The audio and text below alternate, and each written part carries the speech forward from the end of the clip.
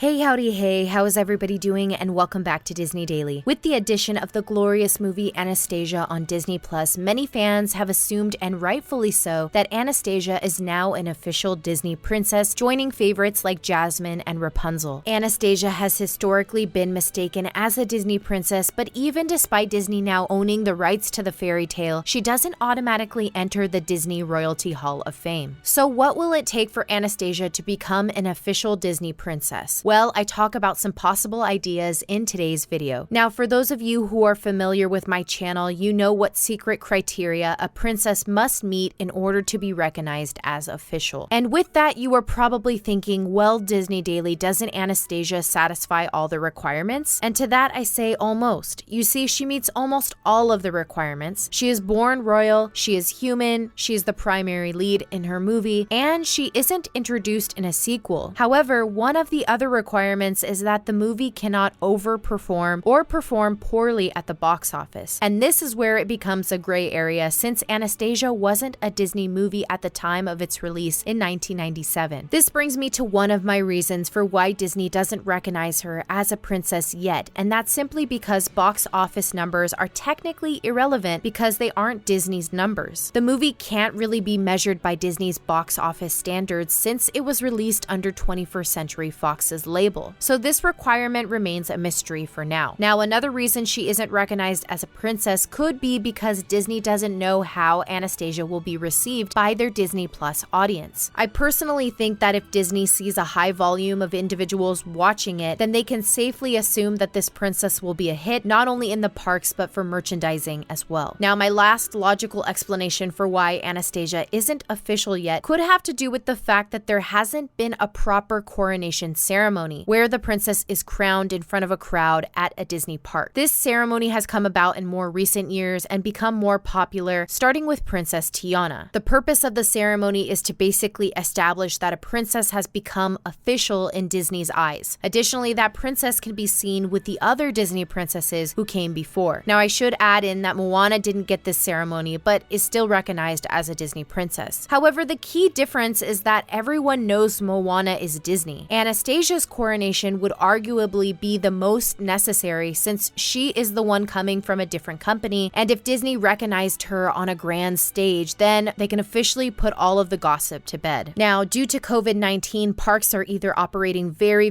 differently or shut down completely. Even for the parks that are open, social distancing is crucial for events like shows or fireworks. So those events that tend to draw large gatherings have been suspended as of lately. This, in my opinion, leads to a delay in a coronation ceremony for Anastasia. Basically, even if Disney wanted to have her coronation tomorrow, they just can't due to the current circumstances. Well, that concludes this episode of Disney Daily. I hope I cleared up some information for you all. If you want some more information in regards to the secret Disney princess requirements, I will leave a link to a previous video explaining it in detail. My question for you all is, have you seen Anastasia? And if you have, what are your thoughts on the movie? As always, thanks for being my guest here at Disney Daily. Until next time.